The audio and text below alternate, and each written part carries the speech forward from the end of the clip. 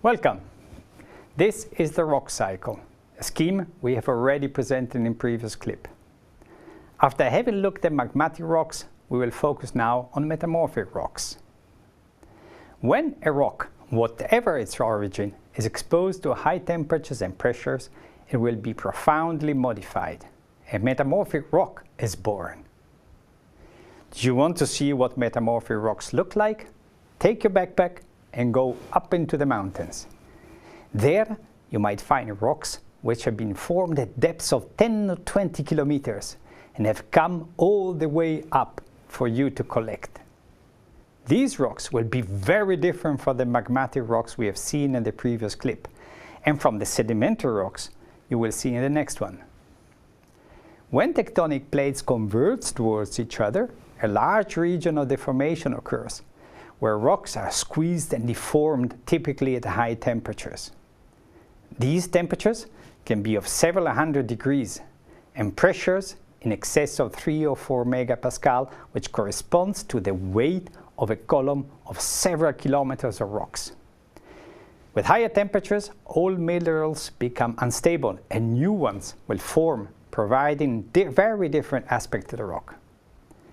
When deformed at high pressures, the rock will develop a strong planar fabric and again will look very different.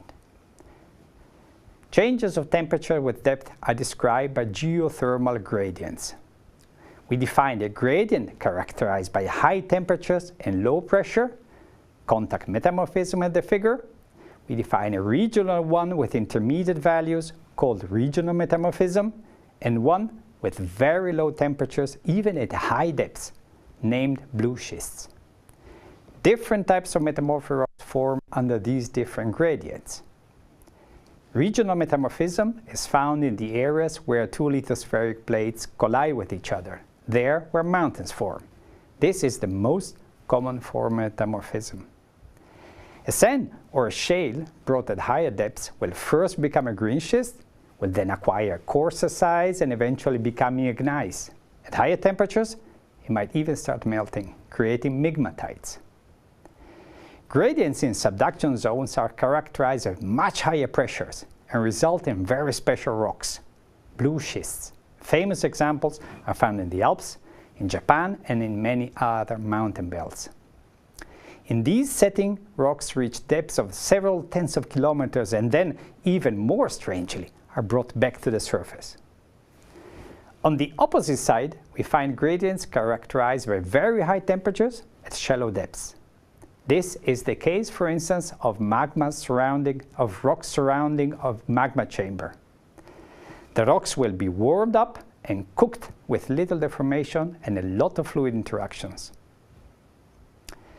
Intense deformation at high pressures and temperatures is often coupled with circulation of hot fluids. These are key for the formation of ore minerals. We have followed rocks down to large depths where they have been modified and metamorphosed. Some rocks will start moving upward, thereby uplifting the surface of the earth and creating mountains. These are the source of some of the most important types of sedimentary rocks. The third type of rock form in the outer part of the earth, which we will look at in the next clip.